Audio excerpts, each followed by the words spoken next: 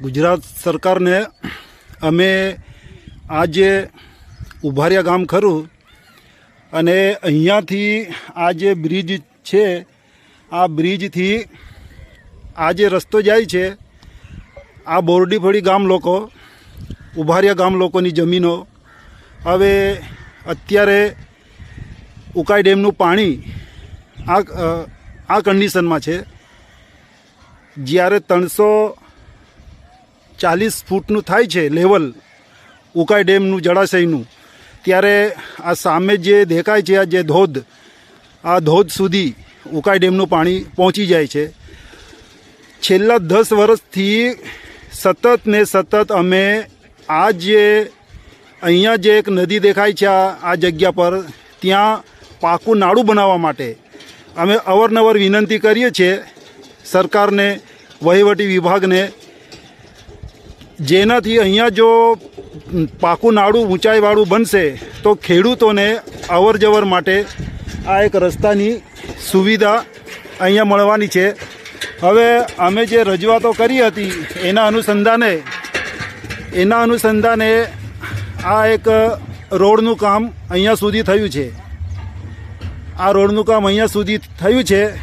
અવારનવારની જે રજૂઆતના અસરના કારણે। હવે અહીંથી આપ જોઈ શકો છો આ જે રસ્તો, હવે આ રસ્તો બનશે તો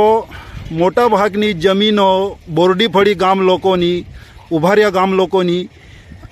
આ બાજુ પેલે બાજુ આવેલી છે, આ ધોધની પેલી બાજુ। હવે એમાં પ્રશ્ન એવો ઊભો થાય છે, અમે જે સ્વાગત ફરિયાદ નિવારણ કાર્યક્રમમાં ફરિયાદો અવારનવાર કરી છે તો સંબંધિત વિભાગ દ્વારા એક જે સબમિટ કરવામાં આવેલ છે ડોક્યુમેન્ટ એમાં લખેલ છે કે સબ ડ્રેનેજ જે બનાવવાની હોય અહીંયા ઉકાઈ જળાશયનું પાણી ભરેલ હોવાથી જેથી અહીંયા નાળું બનાવી શકાય નહીં। હવે અમે સંબંધિત વિભાગોને વિનમ્ર વિનંતી કરીએ છીએ કે દરિયામાં આટલા મોટા પુલો બને છે દરિયાની અંદર, આ તો એક સામાન્ય અહીંયા 3 થી 4 ફૂટનું જ પાણી ભરાય છે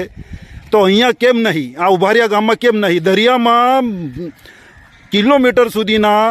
પુલો બને છે તો આ 2 થી 3 ફૂટના પાણીમાં એની કોઈ વ્યવસ્થા જ નહીં હોય એટલે અમને લાગે છે કે કામગીરી નહીં કરવાની હશે। નર્મદા જિલ્લાના સાગબારા તાલુકાના ઉભારિયા ગામના આ દોદન ખાડી નદી આવેલી છે, આ બ્રિજ આવેલું છે દોદન ખાડીનું અને આ કેટલી ઊંચાઈવાળો આ જે રસ્તો છે। અમે ફરી એક વખત નમ્ર વિનંતી કરીએ છીએ સંબંધિત વિભાગોને કે આ જે સમસ્યાઓ છે અહીંયા ખેડૂતોની ગંભીર સમસ્યા છે, મોટાભાગની જમીનો આ દિશામાં આવેલ છે જેથી શ્રી સરકાર જો અહીંયા પાકું નાળું બનાવશે